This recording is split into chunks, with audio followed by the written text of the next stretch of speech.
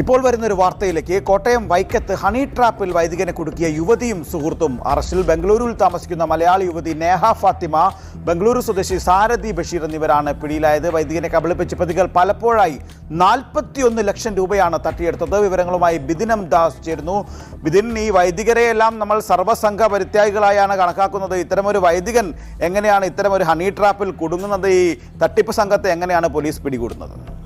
പ്രിയരെ, 2022 മുതൽ തുടർന്നു വരുന്ന തട്ടിപ്പാണ്. 41 ലക്ഷത്തിലധികം രൂപ ഇതിനോടകം തന്നെ ഈ വൈദികനിൽ നിന്നും പ്രതികളായിട്ടുള്ള നേഹയും സാരഥി ബഷീറും ചേർന്ന് തട്ടിയെടുത്തിരിക്കുകയാണ്. ഇപ്പോൾ വീണ്ടും 10 ലക്ഷം രൂപ ആവശ്യപ്പെട്ടപ്പോഴാണ് വൈദികൻ വൈക്കം ഡിവൈഎസ്പി ഇത് സംബന്ധിച്ച് പരാതി നൽകുന്നത്.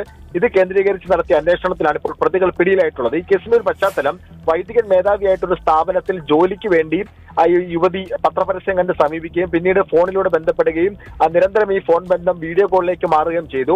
ഈ വീഡിയോ കോൾ ചെയ്ത സമയത്തൊക്കെ ഈ വൈദികന്റെ പലതരത്തിലുള്ള